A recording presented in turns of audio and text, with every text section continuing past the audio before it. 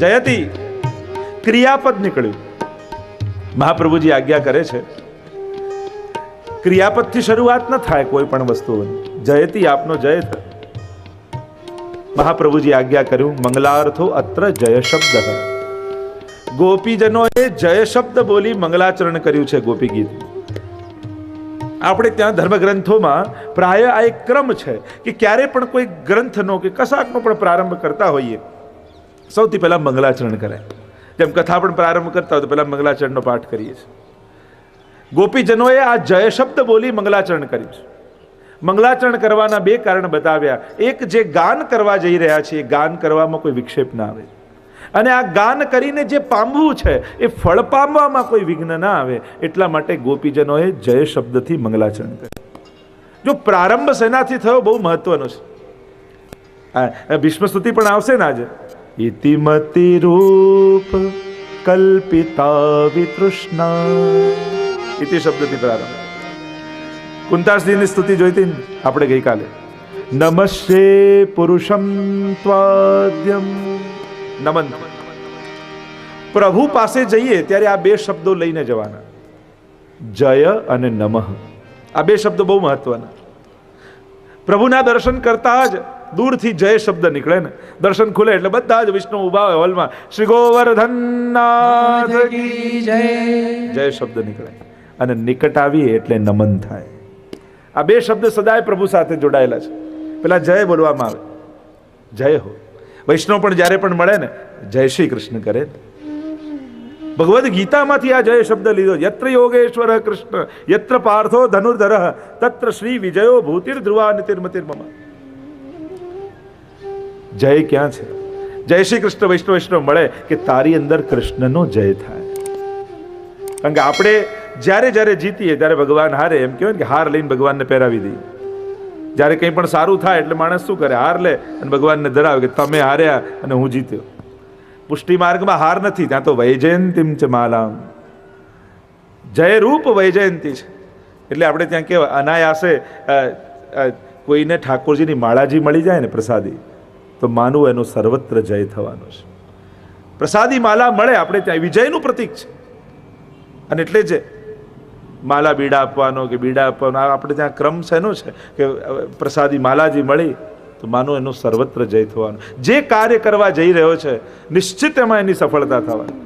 હા, માંગીને મેળવીએ અને મળી જાય, આ બંનેમાં ફરક છે.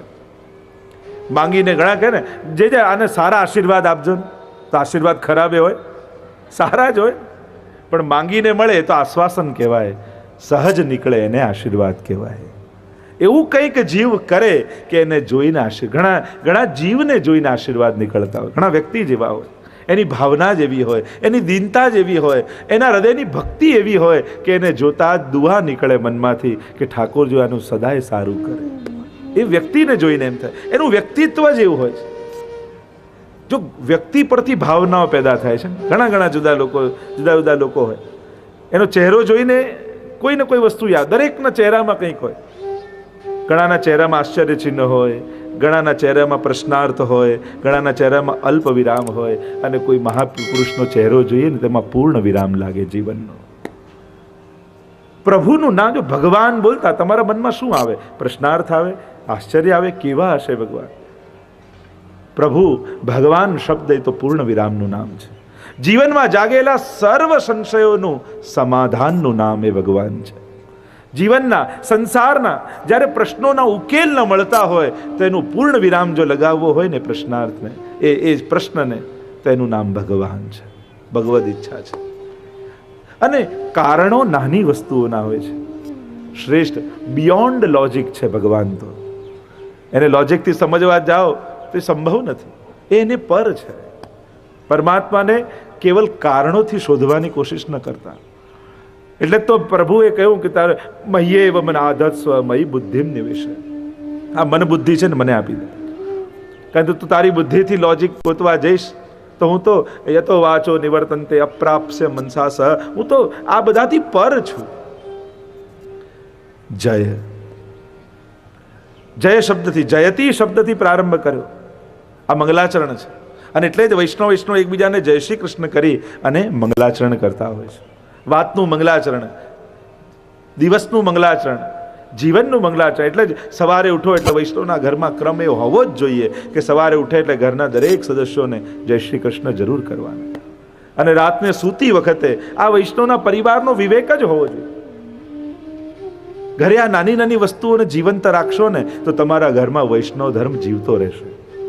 આ નાના નાના વ્યવહારોને પણ સાંકળી લેશો ને, કદાચ બહુ મોટું ન કરી શકો, કદાચ બાળકોને આગ્રહ કરીને પાઠ કરવા ન બેસાડી શકો, પણ આવા નાના નાના ક્રમો જે આપણા એક આખી વૈષ્ણવી પરંપરામાં આ બધું ગૂંથાયેલું છે.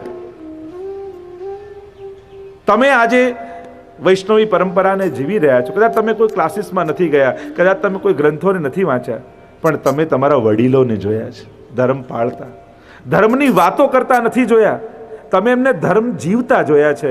2 ડિગ્રી તાવ પણ બાને હોય, ડોક્ટરોએ ના પાડી હોય, ઘરના લોકોએ ના પાડી હોય, ઊભા ન થતા છતાંય સેવાનો સમય થાય અને ઊભા થઈને અપરસ કરીને સેવામાં પહોંચી જાય એવા બાને તમે તમારા ઘરે જ જોયા છે. એમને ભગવાન એમના માટે વધારાની વસ્તુ નહોતી, ભગવાન એમના માટે જીવન છે. આપણે પ્રભુને બહુ લાઇટલી લઈએ છીએ. નહીં કરીએ તો ઘણા પૂછે ને, આમ ન કરીએ તો ચાલે, આમ પાઠ ન કરીએ તો ચાલે. તો ચાલે તો બધુંય ચલાવવું હોય તો બધુંય ચલાવી શકાય, પણ આપણો આગ્રહ, તમે પ્રભુને કેટલી આગ્રહપૂર્વક સ્વીકાર્યા છે તમારા જીવનમાં, કેટલી મહત્તા તમે સ્વીકારી છે પ્રભુની તમારા જીવનમાં, એના ઉપર આધાર રાખે છે કે તમે. કારણ કે પ્રભુને હંમેશા વધારાનું જ આપણે આપીએ. 100 રૂપિયા બચતા હોય તો એમ લાવ ને કંઈક સારા કામમાં ઠાકોરીમાં વાપરો, બચે છે એટલે. કલાક બચતો હોય તો એમ લાવ ને પાઠ ને માળા કરી લો. જે વધે એ ઠાકોરીને ધરવાની વૃત્તિ કરી. અરે ઠાકોરજી આટલું બધું અનુકૂળતા આપી, આટલું સુખ આપ્યું, એ પ્રભુ માટે ઘરમાં મિશ્રીની કટોરીની નહીં આપણા ઘરમાં, તો આપણી જાતને વૈષ્ણવ કેમ કહીશું આપણે? આખું ઘર આપનારા પરમાત્મા માટે 2 બાય 2 નું ખાનું ઘરમાં નહીં, આપણી જાતને વૈષ્ણવ કેમ કહીશું? બહુ કંઈ ન કરી શકો પણ 10 મિનિટ બી સન્મુખ જરૂર થાવ. કહેવાનો અર્થ એ છે સન્મુખતા ન છોડતા. 5 મિનિટ પણ ઠાકોરજી આગળ ઊભા જરૂર રહે. હું તો જો યુવાનો બેઠા હોય, કંઈ ન થતું હોય ઘરમાં, તો એટલો તો આગ્રહ રાખો, એક સ્વરૂપ પધરાવી અને ભલે ગુંજામાળા ચંદ્રિકા ધરાવ, પણ 5 મિનિટ ઊભા રહો એની આગળ. આપણે એને નથી જોઈ શકતા, પણ એવો ભાવ રાખો કે એ મને જોઈ રહ્યો છે, એવો ભાવ રાખીને, કારણ કે એની દ્રષ્ટિ પડશે તો એ જીવનમાં મારું મંગલ થઈ જશે. એ અઠવાડિયામાં 1 દિવસ એવો રાખો કે ઘરના બધા જ પરિવારના લોકો ભેગા મળી એક ગાડીમાં હવેલીમાં દર્શન કરવા જરૂર આવો.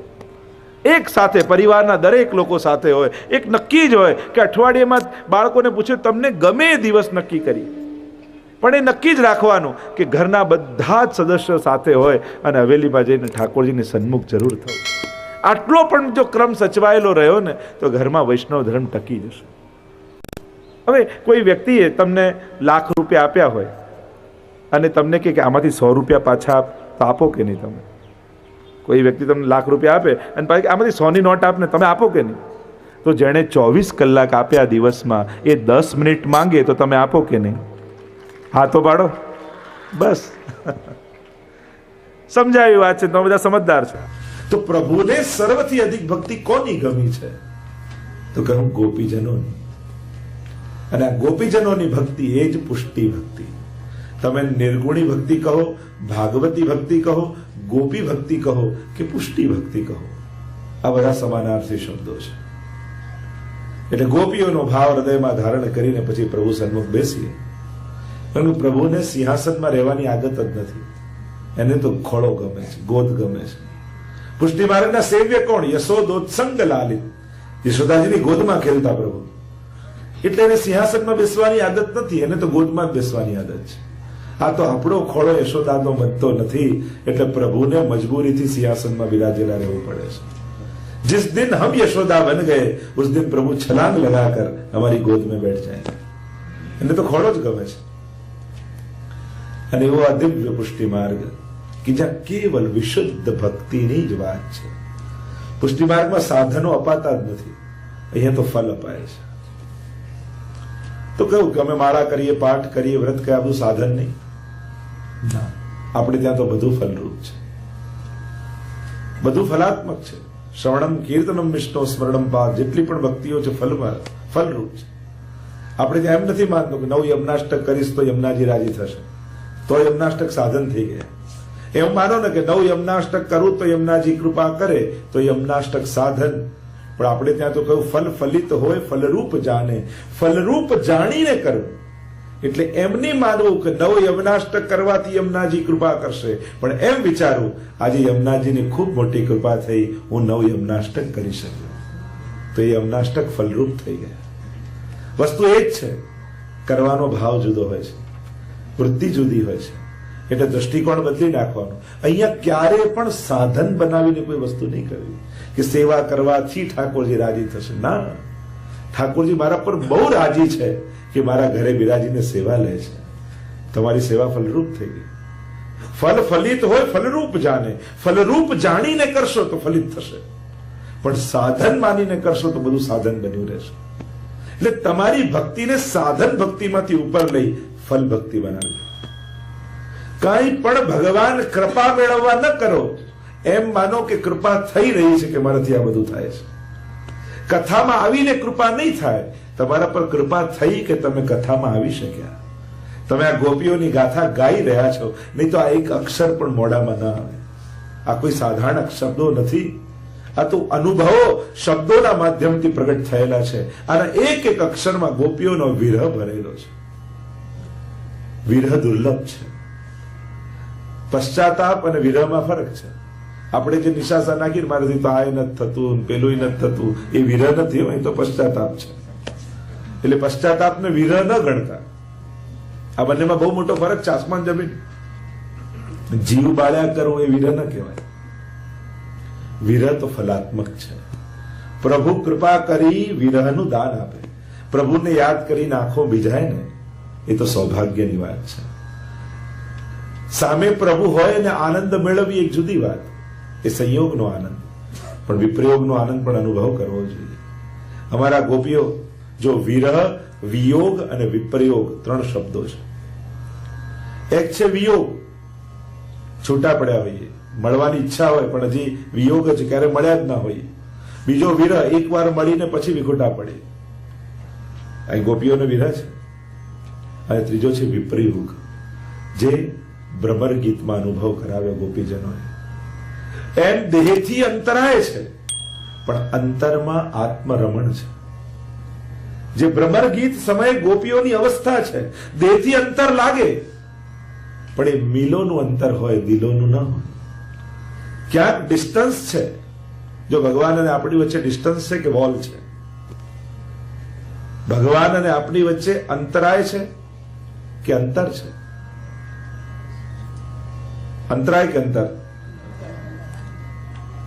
અંતરાય છે. અંતર તો, ડિસ્ટન્સ તો ક્યાંક ને ક્યાંક અંતર કાપો એ ડિસ્ટન્સ કહેવાય. આપણે જે ક્ષણે ને જે જગ્યાએ છીએ એ જ ક્ષણે ને એ જગ્યાએ ભગવાન છે કે નહીં? છે ને? તો અંતર તો છે જ નહીં. અજ્ઞાનનો અંતરાય છે. ગોપીઓની ભ્રમર ગીતની અવસ્થા એવી છે કે દેહથી અંતર લાગે પણ આંતર રમણ છે. હૃદય પ્રભુની સાથે નિકટતાનો અનુભવ કરે છે, સ્વાનુભાવનો અનુભવ કરે છે. એટલે બંને અવસ્થાનો ગોપીજનો અનુભવ કરી રહ્યા છે, વિપ્રયોગ અને સંયોગ બંને. અને એ અવસ્થામાં 3 વસ્તુ બતાવી: વિયોગ, વિરહ અને વિપ્રયોગ. વિરહ પણ 3 પ્રકારના કયા: આધિભૌતિક, આધ્યાત્મિક અને આધિદૈવિક. આધિભૌતિક વિરહ કયો? પોતાના દોષોનું જ્ઞાન થાય અને એમ થાય કે ક્યારે આ દોષોમાંથી છૂટી પ્રભુનો અનુભવ કરીશ, પ્રભુની ભક્તિ કરીશ, અને પ્રભુનું સ્મરણ થાય દોષોના જ્ઞાન દ્વારા. એ ભૌતિક વિરહ છે. પણ દોષોનું જ્ઞાન થયું, વિરહ થયો, અંતઃકરણ શુદ્ધ થયું, દોષોમાંથી મુક્ત થયા અને પછી પ્રભુને મળવાની જે ઈચ્છા જાગી, એ આધ્યાત્મિક વિરહ. અને આદિ દૈવિક વિરહ છે કે જ્યારે અંતઃકરણ શુદ્ધ થયું અને સ્વ સ્વરૂપનું જ્ઞાન થયું કે મારું તો મૂળ લીલામાં સખી સ્વરૂપ છે, અને પ્રભુને પામવાનો જે વિરહ જાગ્યો, એ આદિ દૈવિક વિરહ છે. તો વિરહ એ ફલ છે. સેવા કરતા કરતા પ્રભુ પ્રસન્ન થઈને વિરહનું દાન આપે છે. વિરહ દુર્લભ છે.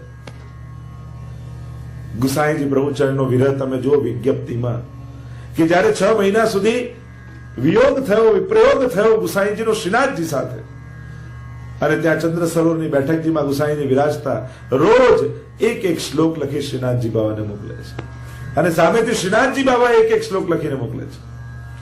અંબુદસ્સ સ્વભાવોયમ સમય વારી મુંચતી તથાપિ ચાતક ખિન્ન રટત્યેવ ન સંશય.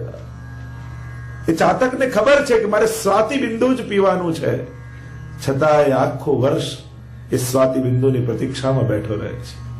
પ્રભુ આપ કૃપા કરવાના છો એ નિશ્ચિત છે, પણ વિરહ અમારા જીવનો સ્વભાવ છે, આપના વગર જીવી નહીં શકીએ. તો અહીંયા ગોપીઓની અવસ્થા એ વિરહની અવસ્થા છે અને વિરહ દુર્લભ છે. શું ક્યારે રાતના વિચાર કરતા કરતા એમ થયું કે અરે પ્રભુ 20 વર્ષ થઈ ગયા બ્રહ્મ સંબંધ લીધે, હજી ઠાકોરજીની સેવા મારા ઘરે બિરાજી નથી. પ્રભુ ક્યારે કૃપા થશે, ક્યારે આ દેહથી ભગવત સેવાનો અમે એ સુખ લઈ શકીશું. પ્રભુ ઉંમર તો જઈ રહી છે, ક્યાં વૃદ્ધાવસ્થા આવી જશે ખબર નહીં પડે. પ્રભુ હવે ક્યારે કૃપા. આ વિચાર કરતા કરતા ક્યારે આંખો ભીંજાઈ, ઓસીકું ભીનું થયું. વિચાર તો કરો ક્યારે આ થશે. જો ગમે તેટલા મોટા મા બાપનો દીકરો હોય ને, સુખી ગમે તેટલા હોય, એ ક્યારે એમ ના કે બેટા 10th માં છું, ભલે 2-4 વર્ષ ફેલ થઈ જાય, વાંધો નહીં, શાંતિથી ભણજે. એ તો એમ કે તું કે તો ટ્યુશન રખાવો, ક્લાસીસ ભરાવો, પણ આ જ વર્ષે નીકળી જજે. એમ જયારે સદગુરુ મળે ને ત્યારે એને ચિંતા થાય હવે સમય નથી, આ જ વર્ષે શરૂ કરી દેવું છે. હવે નહીં તો ક્યારે? કઈ સગવડતા અને અનુકૂળતાની રાહમાં આપણે બધા બેઠા છે. અબ નહીં તો કબ કરેંગે, ક્યારે કરીશું? લોકો એમ પ્લાનિંગ કે ગડપણમાં એટલે એવું થયું કે દેખાતું બંધ થશે ત્યારે દર્શન કરીશ, સંભળાવાનું બંધ થશે ત્યારે કથા સાંભળીશ, પગ ચાલવાના બંધ થશે ત્યારે સેવા કરીશ. ગડપણનું પ્લાનિંગ એટલે આ જ થયું. પણ ચોખ્ખે ચોખ્ખું કહું, નથી થતું. પછી અત્યારે અવસર છે, મોકો છે, શરીર સાથ છે, કરવા લાગે. અને જે કર્યું એ તમારું રહી ગયું એ રહી ગયું. અવસર બેર નહીં આવે. ભગવદીઓ તો ચેતવે છે, વારે ઘડીએ આવા મોકા નહીં આવે. શું આપણા કર્મ પરથી એમ લાગે છે કે આવતા જન્મમાં માણસ થઈશું અને એમાંય વૈષ્ણવના ઘરમાં જન્મ મળશે? પ્રભુએ આ એક ચાન્સ નથી આપ્યો આપણને કે એક તો મનુષ્ય દેહ પણ વૈષ્ણવ કુળમાં, વૈષ્ણવ પરિવારમાં, જ્યાં ભક્તિની બધી જ અનુકૂળતાઓ હોય. આવો અવસર પછી ક્યારે મળશે, ક્યારે, કોણ જાણે? એટલે નિશ્ચિંત બનીને નહીં રહેવું ભક્તે. ભક્તિ તો ચિંતિત રહેવું કે હું ક્યારે આ બધું કરીશ, ક્યારે આ બધા ગ્રંથો વાંચીશ, ક્યારે મારા ધર્મને જાણીશ, ક્યારે આ બધું થશે. તાપ રાખો હૃદયમાં. અને પ્રભુએ અવસર આપ્યો, મોકો આપ્યો તો શરૂ કરી જ દેવું. ભલે થોડાથી શરૂ કરો, પણ શરૂ કરો. બહુ રાહમાં ન બેઠા રહો. બહુ અનુકૂળ સંજોગોને, અને જે બહુ અનુકૂળતાની રાહ જોઈને બેઠા હોય છે ને એ નથી કરી શકતા, પણ જે કરવા લાગે છે ને એમને અનુકૂળતા ચોક્કસ થઈ જાય છે. એ મારો અનુભવ છે. જે અનુકૂળતાઓની રાહમાં બેઠા રહે એ ક્યારે કરી શકતા નથી, પણ જે શરૂ કરી દે છે એને ઠાકોરજી ચોક્કસ અનુકૂળતાઓ કરી આપે છે, જરૂર કરી આપે છે. એટલે શરૂ કરી દો. ભક્તિ એ કેવલ પુસ્તકો કે પોસ્ટરોમાં લગાવો, આખી ગીતાજી મોઢે કરી લો, પણ એનાથી શું?